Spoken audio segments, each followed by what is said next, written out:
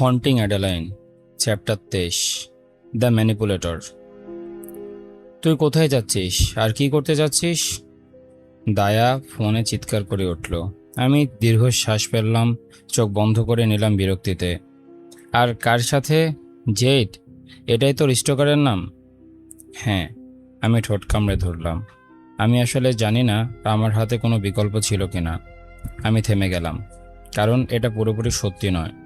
Z আসলে মার্ককে না বলে দিত, কিন্তু আমি ওকে হা বলতে বাধ্য করেছিলাম। মার্কের কাছে গিগির ব্যাপারে তথ্য আছে, আর জেড এর জন্যও নাকি গুরুত্বপূর্ণ কিছু তথ্য আছে। দেখ, আমি জানি না এই মানুষটা কী ধরনের, কিছুর মধ্যে জড়িয়ে আছে দায়া, কিন্তু যেটাই হোক, এটা খুবই সিরিয়াস ব্যাপার। আর আমি এটুকু বলতে পারি যে জেড সত্যি এই পরিস্থিতি এড়িয়ে চলার চেষ্টা করছিল। কিভাবে হলো এসব অ্যাডি? দায়া বিরক্তির সাথে বলল। আমি বেইলিয়ে বসে আমার ম্যানুস্ক্রিপ্ট নিয়ে কাজ করছিলাম। তখন জেড আর এক ফাঁকিবাজ সেনেটর এসে হাজির হয়। নিজেকে পরিচয় দিয়ে বলল ও জেডের গার্লফ্রেন্ডের সাথে দেখা করতে চায়। জেড ওর দিকে এমন দৃষ্টিতে তাকিয়েছিল যেন ওকে মেরে ফেলতে চায়। জেড আমাকে বলেছিল ওকে যেতে দিতে, যতক্ষণ না সে মার্ককে সামলাতে পারে।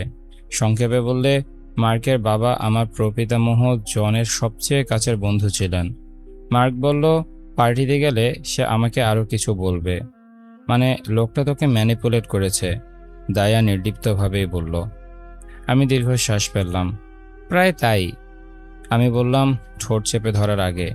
দায়া চুপ করে রইল, আর ফোনের অন্য প্রান্ত থেকে ওর রাগী নিঃশ্বাসের শব্দ না এলে আমি ভাবতাম ও কল কেটে দিয়েছে। দিলে দিত, ওকে দোষ দিতাম না। আমি যাচ্ছি পার্টিতে আমার স্টকারের সাথে, শুধু কিছু তথ্যের জন্য, যা হয়তো কোনো কাজে আসবেও না। অ্যাডি, এ লোকটা কি করে? আমি চোখ পিটপিট করলাম। সত্যি বলতে আমি পুরোপুরি জানি না। আমি সত্যিটাই বললাম। সে জেড না তো? হলে তো পাগলামি হবে, কিন্তু কিছুটা হলেও যুক্তিযুক্ত হবে। আমি ভ্রু কুঁচকে বললাম, তুই এটা ভাবছিস কেন? তুই কি ওই সংগঠনটার ব্যাপারে অনেক কিছু জানিস নাকি? দায়া কিছুক্ষণ চুপ করে থেকে স্বীকার করল, আমি ওদের জন্যই কাজ করি। আমার মুখ হা হয়ে গেল। আমি জেডের নাম শুনেছি সোশ্যাল মিডিয়া আর সংবাদে। এটা এক বিশাল ভিজিবিল্যান্ট সংগঠন, যা সরকারকে ধ্বংস করার লক্ষ্য নিয়ে তৈরি হয়েছে। জনগণের জন্য জনগণের সংগঠন, আর সরকারের সবচেয়ে বড় শত্রু এটা। আমি জানতাম দায়া এক ধরনের ভিজিল্যান্টি, কিন্তু জানতাম না যে ও জেডের হয়ে কাজ করে। এই ক্ষেত্রে মনে হচ্ছে না যে মার্কের সাথে জেডের কোনো সংযোগ সম্পর্কে দায়া জানে। আর যদি জেড সত্যি সেই হয়ে থাকে যাকে দয়া ভাবছে, তাহলে আমি এমন এক কিছুর মধ্যে জড়িয়ে পড়েছি যা আমি কল্পনাও করিনি, যদি দয়াও এটা না জানে। ও ঈশ্বর, জেড কি সত্যিই জি? ওর অদ্ভুতভাবে আমার সিকিউরিটি ক্যামেরা এড়িয়ে যাওয়ার ক্ষমতাটা তাহলে ব্যাখ্যা করা যায়। তার চেয়েও বড় কথা, ওর একজন সেনেটরের সাথে বন্ধুত্ব করা এবং নিজের পরিচয় গোপন রাখা। কিভাবে এমন হলো যে একজন চূড়ান্ত হ্যাকার আমাকে স্টক করা শুরু করলো? আমি কোনোদিনই আসলে রক্ষা পাবার সুযোগ পাইনি। আমি জানি না দায়া, সত্যিই জানি না। আমি শুধু এই মামলাটা সমাধান করতে চাই। গিগির এমনটা পাওয়ার মতো মেয়ে ছিল না, আর আমি মনে করি মার্ক হয়তো আমাদের কিছু ধারণা দিতে পারবে। অ্যাডি, আমি তোকে ভালোবাসি, কিন্তু তুই পাগল। অন্য অনেক উপায় আছে। তোকে কোনো সেনেটরের পার্টিতে তোর স্টকারের সাথে গিয়ে অল্প কিছু তথ্য পেতে হবে না। এমন এক স্টকার যে হয়তো বিশ্বখ্যাত হ্যাকার আর ভিজিল্যান্টি। ও ঠিক বলেছে, একদম যৌক্তিক কথা। কিন্তু আমি যদি বলি যে আজ রাতে পার্টিতে যাওয়ার ভাবনাটা আমার বুকে একরকম অদ্ভুত আনন্দের অনুভূতি দিচ্ছে, তাহলে আমি মিথ্যা বলবো। সেই উত্তেজনা, রোমাঞ্চ, বিপদ, এটা আমার ভেতরে গভীর কোথাও গিয়ে নাড়া দিচ্ছে। এটা আমাকে ডাকছে, আর আমি খুবই দুর্বল হয়ে পড়ছি এটাকে উপেক্ষা করার জন্য। কিন্তু এটা দায়াকে কখনো বোঝানো যাবে না। ও বাস্তববাদী, যুক্তিপূর্ণ, বুদ্ধিমতী, আর ও আমার মতো অ্যাড্রেনালিন জাঙ্কি নয়, বিপদে আনন্দ খুঁজে পায় না। আমার আসলে স্ট্যান্ড ডাবল হওয়া উচিত ছিল। আমি জানি তুই আমাকে আগের থেকেও বেশি পাগল ভাববি, কিন্তু অন্তত এই বিশেষ ক্ষেত্রে আমি সত্যি অনুভব করছি যে জেড আমাকে রক্ষা করবে। আসলে আমি জানি ও করবে। এবার দায়া দীর্ঘশ্বাস ফেলল। আসলে আমি সেটা সন্দেহ করছি না অ্যাডি। যদি সে সত্যি সে হয়ে থাকে যাকে আমি ভাবছি, তাহলে সে দুনিয়ার জন্য কিছু ভালো কাজ করছে। আর ও তোকে খুবই অসুস্থ মানসিকতায় হলেও পাগলের মতোই চায়। কিন্তু মনে হচ্ছে না সে এমন ধরনের স্টকার যে তোকে মেরে ফেলতে চায়। আমি মনে করি ও আসলে তোকে খুব খুব পেতে চায়, আর সেটা করছে শুধুই ভয়ের মতো পদ্ধতিতে। আমি হাসলাম। যদিও এই পরিস্থিতি মোটেই মজার নয়। এটা আসলে হালকাভাবে নেয়ার মতো কোনো বিষয় নয়, যেহেতু আমরা জানি না ও কখন ঘুরে দাঁড়িয়ে আমাকে মেরে ফেলবে। তবুও এটা আমাকে কিছুটা স্বস্তি দেয়। তুই শুধু মনে রাখিস, তুই এই ছেলেটাকে চিনিস না, আর ওর উদ্দেশ্য ভালো নাও হতে পারে। আমি শুষ্কভাবে হেসে বললাম, ভরসা রাখ, এটা আমি ভুলে যাইনি। এই পার্টি কবে? আমি লাল রঙের রাঙানো ঠোঁট মুচড়ে ধরে আয়নার সামনে নিজেকে ধীরে ধীরে দেখলাম। আমি লাল রঙের স্ট্র্যাপলেস গাউন পরেছি। এর উপরের অংশে হাজার হাজার ছোট্ট হীরের মতো পাথর বসানো লেস কাপড়। নিচের অংশ শরীরের সাথে মিশে আছে যেন দ্বিতীয় চামড়া, আর মাঝ উরু পর্যন্ত একটা বড় ছেঁড়া রয়েছে। পায়ে হীরের মতো পাথর বসানো সোনালি স্ট্র্যাপের হিল, আর চুল ঢেউ খেলানো অবস্থায় কাঁধের চারপাশে পড়ে আছে। এটা একসাথে সেক্সি আর এলিগ্যান্ট। জেড আমাকে এই পোশাক পাঠিয়েছিল, আর আমার বিদ্রোহী মন চেয়েছিল এটা ফেলে দিয়ে নিজের মতো একটা জামা খুঁজে বের করতে। কিন্তু তারপর আমার কল্পনার বশে চলে গেল, আর আমি থামাতে পারিনি নিজেকে ভাবা থেকে, যখন ও আমাকে এই ড্রেস আর হিল পরে দেখবে তখন ওর চোখের দৃষ্টিটা কেমন হবে। আমার পেট তখন যে প্রজাপতির ঝাঁক উঠতে শুরু করলো, তা আমাকে আতঙ্কিত করলো। তবুও আমি সে দৃশ্য বাস্তব করার জন্য ব্যাকুল হয়ে উঠলাম। আজ রাতে, আমি আস্তে করে বললাম দায়াকে, ঠোঁটে দুঃখের ছায়া নিয়ে। তুই কি করছিস শ্যাডি? জেড আমাকে নিতে আসে একটা ক্লাসিক মুস্ট্যাং গাড়ি নিয়ে। চাঁদের আলোয় গাড়ির ধাতব অংশ ঝকঝক করে ওঠে। আকাশের পাথরের আলোতে ছকছক করে, যেন রাতের জন্যই ওটাকে বানানো হয়েছে। হাত কাঁপাতে কাঁপাতে আমি বারান্দার সিঁড়ি দিয়ে নিচে নামি। লম্বা ট্রেন্স কোটটা শক্ত করে জড়িয়ে ধরি, শরীরের চারপাশে আংশিক ঠান্ডা থেকে বাঁচার জন্য, আংশিক জমে থাকা অজানা দুশ্চিন্তাকে চাপা দেওয়ার জন্য। আমি ঠিক বুঝতে পারছি না আজ রাত নিয়ে আমার খারাপ অনুভূতি হচ্ছে কিনা, তবে আমি জানি যাই হোক, আজ রাতে আমি জেডকে একদম নতুন চোখে দেখব, আর ওর সম্পর্কে এমন কিছু জানতে পারবো যা হয়তো আমাকে ওকে আরও বেশি ঘৃণা করাবে, অথবা কম।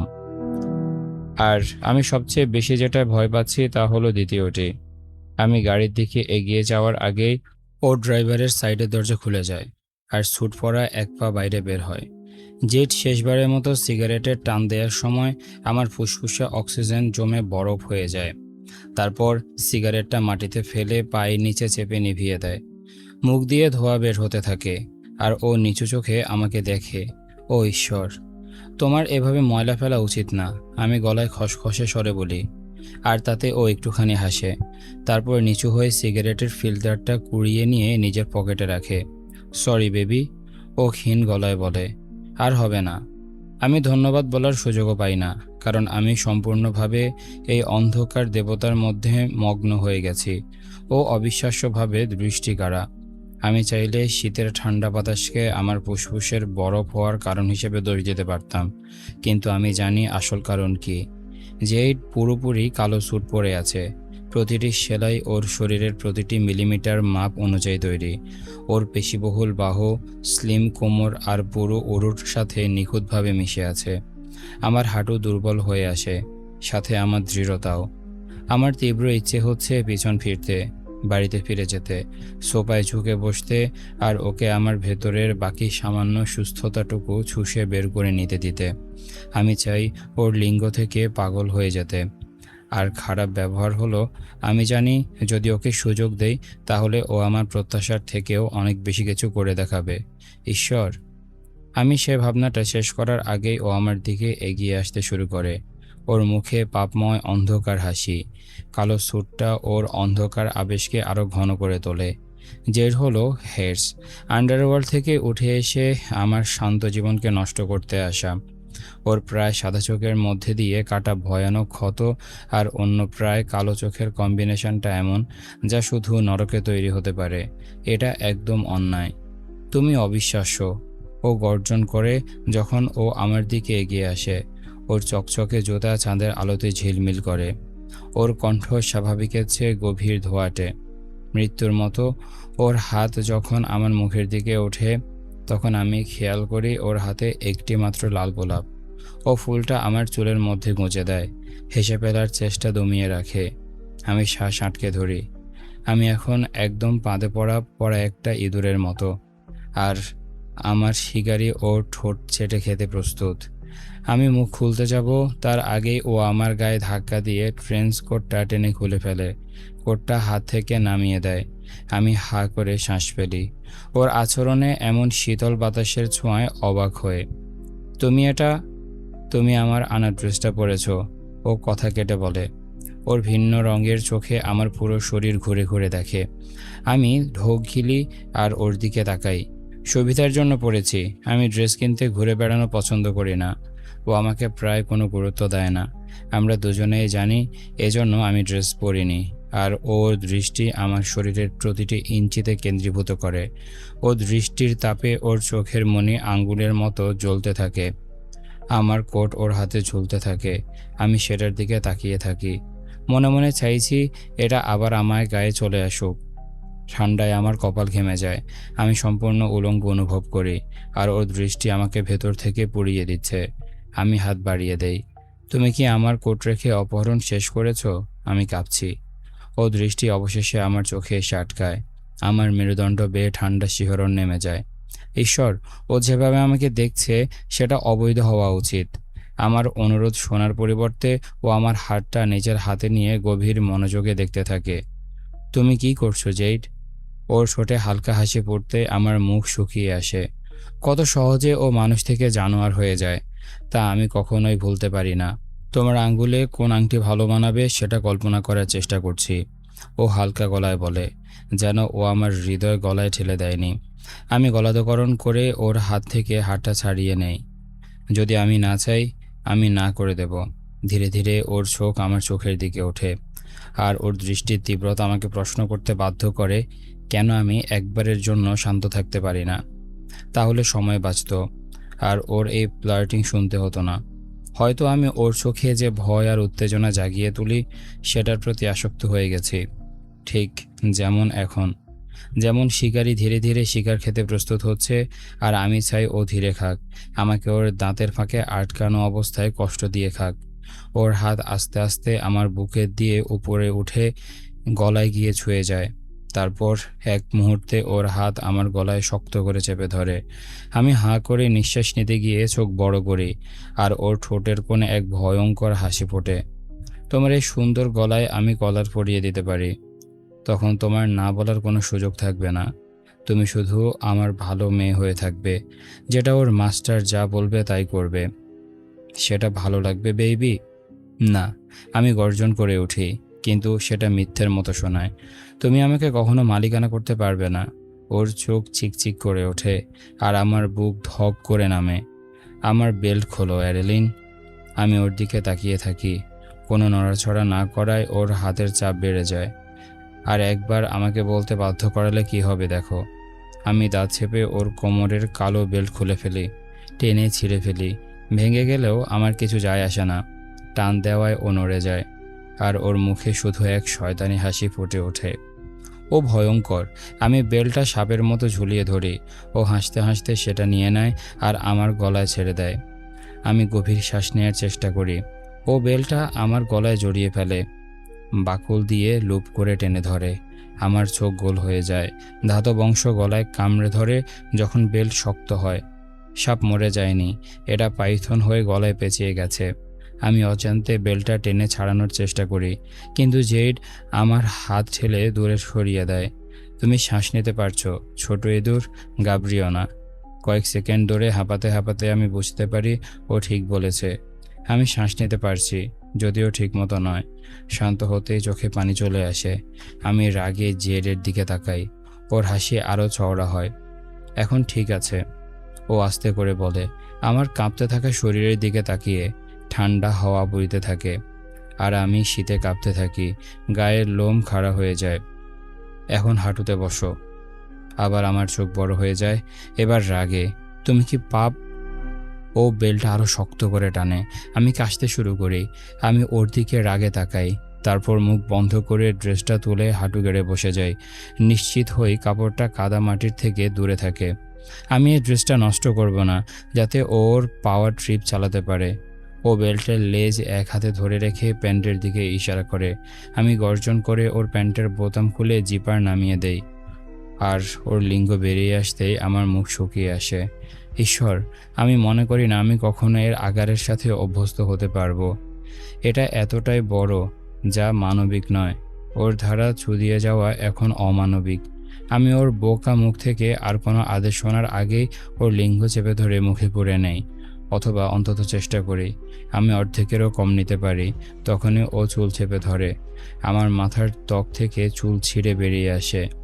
ফাক অ্যাডি, আমি বলিনি। ওর হাতের বাধা থেকে লড়াই করে আমি ওর লিঙ্গ আবার মুখে নেই। জিভ দিয়ে ওর রেশমি ত্বকটাকে চাটতে থাকি। শিরাগুলোর গায়ে জিভ বুলিয়ে মাথার নিচ পর্যন্ত চলে যায়। এখন ওই শ্বাস আটকে ফেলে। আমি চোখে জল নিয়ে ওর দিকে তাকাই আর গভীরভাবে নিতে থাকি।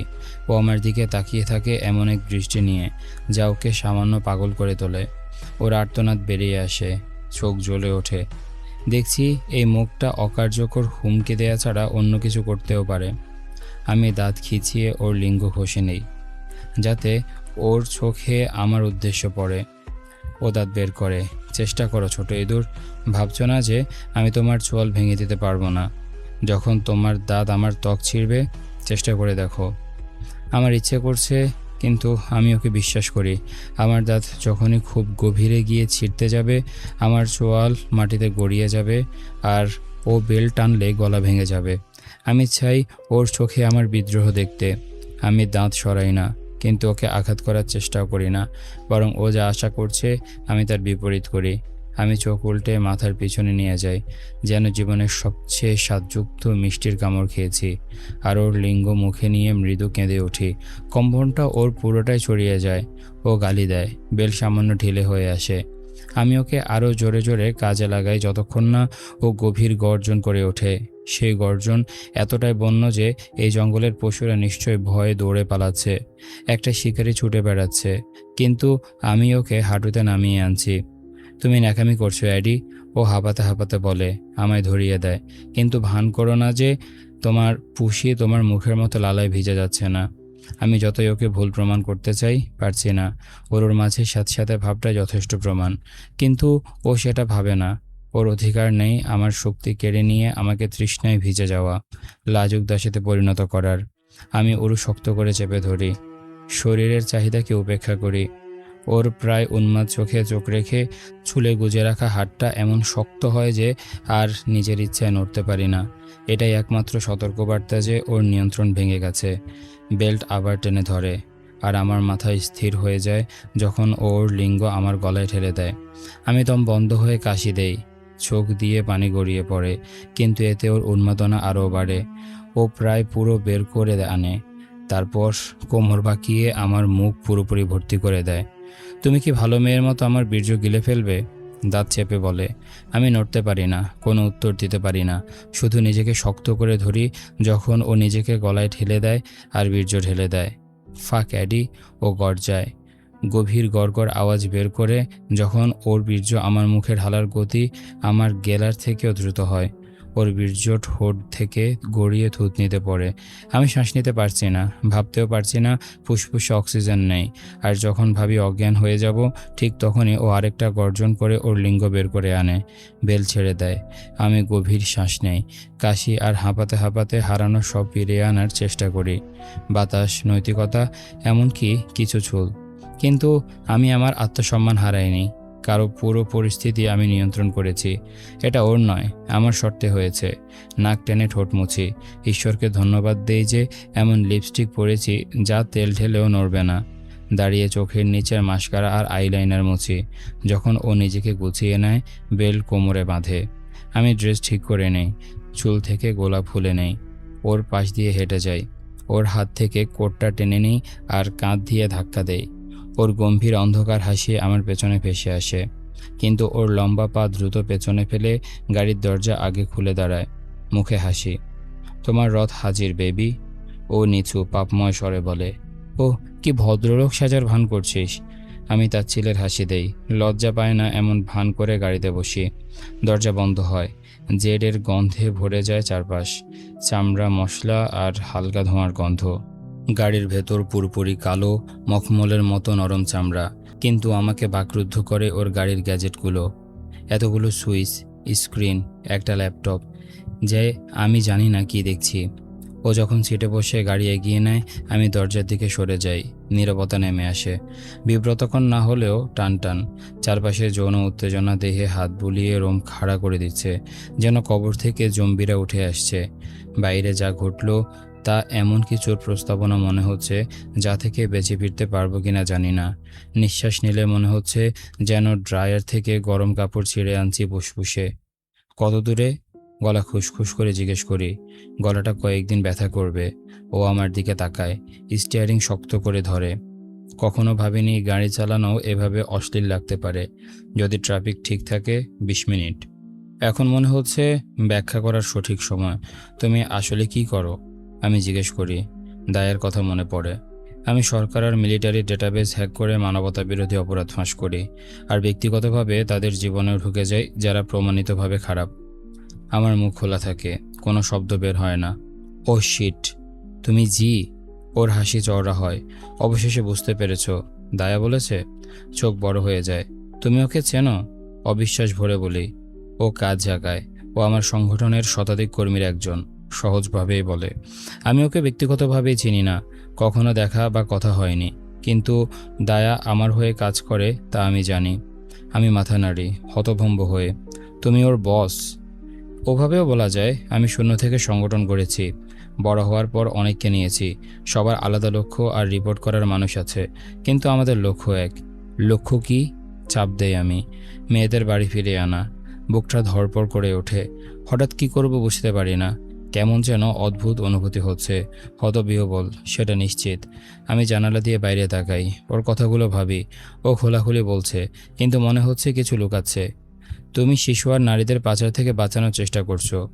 বলি, মিথ্যে মনে হচ্ছে না, কিন্তু খুব সরল মনে হচ্ছে। হ্যাঁ, ও বলে। সংগঠন চালানোর জন্য আমি নিজের কাজ করি। ভাগ্যক্রমে এটা আমাকে আমার কর্মচারী আর যাদের উদ্ধার করি তাদের ভালোভাবে বাঁচার সুযোগ করে দেয়। তবে এটি একমাত্র কাজ নয়। সরকার আরও অনেকভাবে সাধারণ মানুষকে শোষণ করে। শিশু আর নারীর দাসত্ব শুধু আমার প্রধান লক্ষ্য। ঠিক আছে, আস্তে বলি। পেটের অদ্ভুত নড়াচড়া উপেক্ষা করার চেষ্টা করি। মার কি করেছে? ও দীর্ঘশ্বাস ফেলে, স্টিয়ারিং শক্ত করে ধরে। ও একজন শিশুর উপর স্যাডিস্টিক রিচুয়াল করেছে। বলি, কারো কাছে ভিডিও ফাঁস হয়েছে, আরেকটা ভিডিও ফাঁস হয়েছে। আমি চোখ বন্ধ করে বুকের ব্যথা চাপতে চেষ্টা করি। মানুষ এতটা বিকৃত কিভাবে হতে পারে? দায়া জানে? না, রিচুয়াল আর মার্কের জড়িত থাকার বিষয় গোপন রাখা হয়েছে। আমি প্রকাশ করার আগে এসব গোপনই থাকবে। আমি নিজেই সামলাচ্ছি। আমি মাথা নাড়ি। মানে, দায়াকে বলা যাবে না। তাই তুমি ভিন্ন নামে আমাকে ভিন্ন নাম দাওনি কেন? কারণ তুমি সাধারণ নাগরিক। তোমাকে খুঁজে বের করা খুবই সহজ। আমি কিন্তু তেমন নই।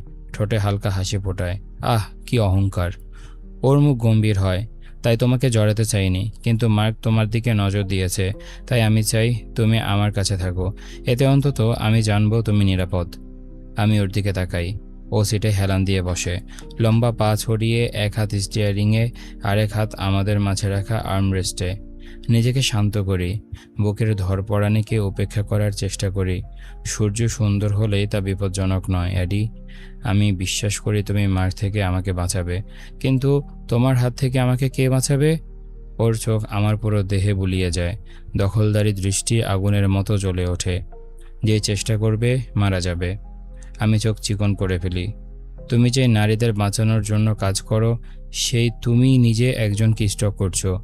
ওর মুখে হাসি আসে। আমি বুঝতে পারি না ওর কি এমন মজা পাচ্ছে। তোমার আগে কাউকে কখনো স্টক করিনি, সহজভাবে এসে বলে। কাজের বাইরে কখনো না, রোমান্টিক কারণে তো নয়। আমি ওর দিকে তাকাই, মুখ অবিশ্বাসে ভরে যায়। এটা কি আমাকে বিশেষ মনে করানোর কথা? ধীরে ধীরে পাপময় হাসি ওর মুখে ভেসে ওঠে। আরও পোড়া দৃষ্টি উপেক্ষা করে। তুমি মনে করলে আমার আপত্তি নেই। আমি ওকে চড় মারতে চাই, কিন্তু ও শালা সম্ভবত সেটা পছন্দ করবে আর আমাকে পাল্টা চড় মারবে। আর আমি বোকা মেয়ে সেটা পছন্দ করে ফেলবো। আমি মানসিকভাবে ভেতরে ভেতরে শেষ। এই মানুষটাকে সামলাতে গিয়ে আমার ত্বকও নষ্ট হয়ে যাচ্ছে। তাচ্ছিল্য করে জানালার দিকে মুখ ঘুরিয়ে নেই। বাকিটা পথ টান টান নীরবতায় কেটে যায়। এই পরিবেশ আরও ভারী হয়ে গেছে। বুঝতে পারছি না কারণ ও একজন ভিজিল্যান্টি, নাকি কারণ ও স্বীকার করেছে যে কেবল আমার জন্যই পাগল হয়েছে। দুটো ওকে দেখা দৃষ্টিভঙ্গি পাল্টে দিচ্ছে। দ্বিতীয়টা পাল্টানোর কথা নয়, কারণ ও 5 মিনিট আগে আমাকে বেল্ট দিয়ে শ্বাসরোধ করে ওর লিঙ্গ গলায় গুঁজে দিয়েছে, কিন্তু তবুও সেটা করে। Diary, 28শে September 1945। রোনালদো এটা মোটেই ভালোভাবে নেয়নি। আসলে সে পুরোপুরি রেগে গিয়ে জনকে হত্যার হুমকি দিল।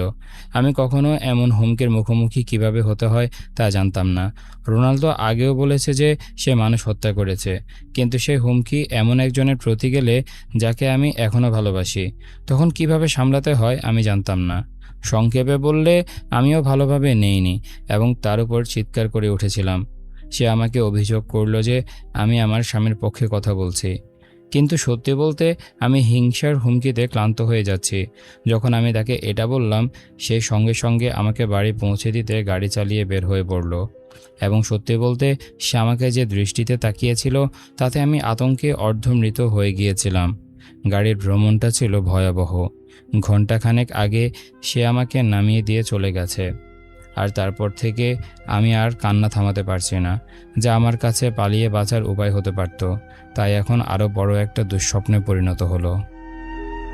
এই ছিল আজকের এপিসোড। কেমন লেগেছে তোমাদের কমেন্ট করে জানাও। দেখা হচ্ছে পরের এপিসোডে। ততক্ষণ পর্যন্ত সবাই ভালো থাকো, সুস্থ থাকো। আজকের মতো আমি এখানে বিদায় নিচ্ছি। টাটা।